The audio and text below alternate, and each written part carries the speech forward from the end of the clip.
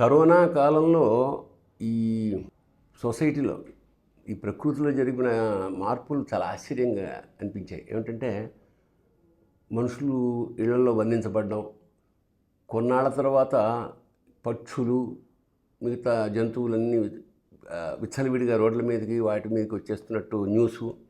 మా ఇంటి మీద కూడా చాలా రకాల పక్షులు రావడం చాలా ఆశ్చర్యం కలిగించి, అంతకుముందు ఇంతకన్నా ఎక్కువ ఉండే పక్షి జాతి కానీ ఈ పశుపక్షాదులన్నీ ఎందుకు నాశనం అయిపోయాయి అనే దాని మీద ఒక సింబాలిక్ షార్ట్ ఫిల్మ్ చేద్దామనుకుని ఈ డెడ్ ఎండ్ మొదలెట్టాను. అది ఆల్మోస్ట్ కరోనా కాలం. మేము అక్కడ బాపట్ల సముద్ర తీరానికి వెళ్ళి ఇది చేశాను. ఇది ప్రతిదీ చాలా అర్థంగా ఉంటుంది, సింబాలిక్గా ఉంటుంది. ఈ మధ్య యూట్యూబ్లో ఇట్లాంటి ప్రయోగాలను బాగా ఆదరిస్తున్నారు ప్రేక్షకులు అన్న ఉద్దేశంతో మీ ముందుకి తీసుకురావడం జరుగుతుంది. తప్పకుండా దీన్ని ఆదరించండి, ఆస్వాదించండి.